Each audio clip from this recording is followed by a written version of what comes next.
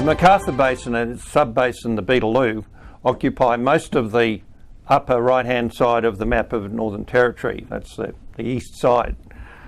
In the 2021 season, now after the wet season, the three main operators on that field are accelerating their activity, and they are Santos, Origin Energy, and Empire Energy, which is now as of recently, the largest acreage holder in the Beetaloo.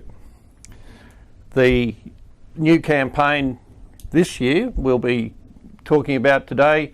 We're about to get active on the ground, and this is an update for shareholders and interested parties on where we're going in 2021. With me is Alex Underwood. I'm Julian Malnic. So, big year ahead and big news. Tell us about Pangaea. Yeah, so Julian, over the wet season, we've been very busy getting ready for our upcoming work programs, and it's going to be a really busy year for us. Mm-hmm.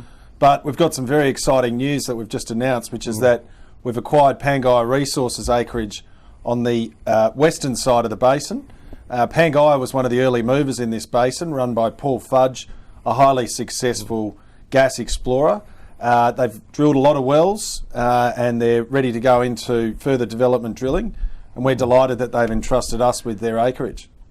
Well, I've just done some numbers on that. That's 80% increase in acreage to 106,000 square kilometres, which is, for your interest, 7.5% of the area of the Northern Territory.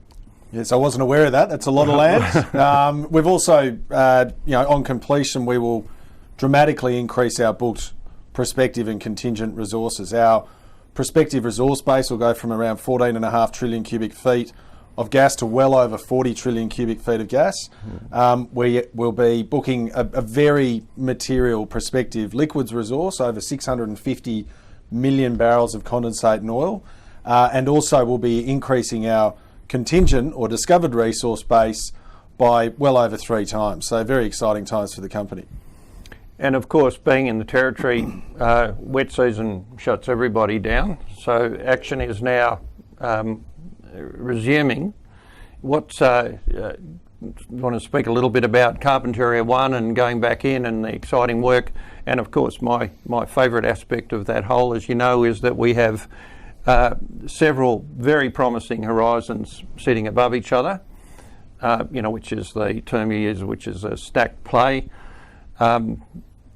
Tell us how that hole's going to play out. Yeah, sure. So those who have been following Empire would know that we drilled our first Beetaloo well last year, Carpentaria 1. We made a major discovery.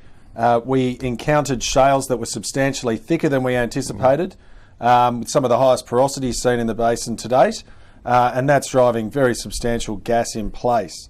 One of the things that excited us about our results, and not only were the shales thicker than we anticipated, but also 3 of the 4 key target zones are all stacked on one another immediately adjacent. So we're going to be carrying out a vertical fracture stimulation and flow test starting in under a month, which we're very excited about. Civil construction's underway and the frac crews will be out there in the coming weeks. We're going to open up all 4 of the key target zones and see how they flow, and then that will allow us to plan for the next stage of our program, which will be to drill our first fracture stimulated horizontal appraisal well, which is now fully funded following a successful capital raise recently. So, our company is in the best financial position it's ever been. We are by far one of the most active players in the basin, and this is really consistent with our strategy to rapidly develop our projects and move into production as quickly as possible. You were making the point to me earlier, and I hadn't quite dawned on me, but the work we're going to do in this sort of vertical frac is to estimate or to give us guidance on where we might put the horizontal frac hole coming in later this year. But you were saying that it might actually intersect the numbered from the bottom A, B, and intra AB. We're looking for where that might enter and how it might actually interrogate all three of those formations. Is that possible? Yeah, well, that's a potential outcome. Yes. So what's interesting about the Beetaloo, although we are on the Beetaloo Basin flanks, we have thicker shales than others, and that's because when these sediments were laid down around 1.4 billion years ago, it was in a more outboard marine environment, so less tidal action, which allowed the shales to grow thicker and also more consistently. And organic rich, right? Oh, absolutely, organic rich. And so the goal of our upcoming program will be to identify how these zones flow. And then when we take the well horizontal, we will be optimising our fracture stimulation design with a view to trying to open up those contiguous zones. So, do we know how far out we're going, or is that? We haven't made that decision yet. As a small company, we can be highly dynamic in our decision making. We will look to go to at least 1,500 metres lateral, and we'll make a decision about how far to actually go as we're drilling the well. We work with highly competent drillers, including our guys at Engage Energy, and we're going to make an assessment as we drill that horizontal as to how far we take it. So just to double back a little bit, our last news to shareholders was about the rock properties, which we had taken 50-odd sidewall cores. They went to WD Von Gonten in Houston, and they put them under some very high-tech testing.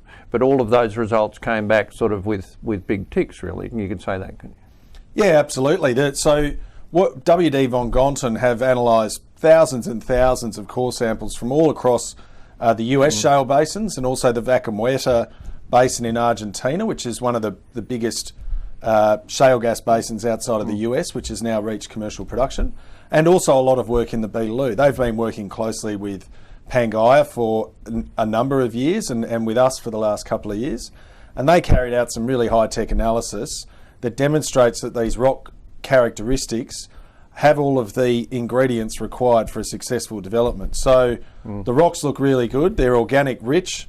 They're brittle. They have the characteristics, but now we've got to get them to flow. Porous is a big one, right? The porosity, yes. We have some of the brittle and porous.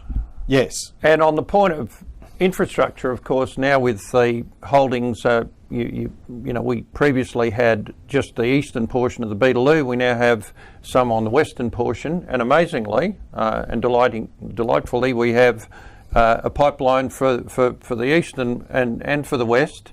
I know it's a dear to your heart. Tell us about early production scenarios and what Empire can do as a small and nimble company.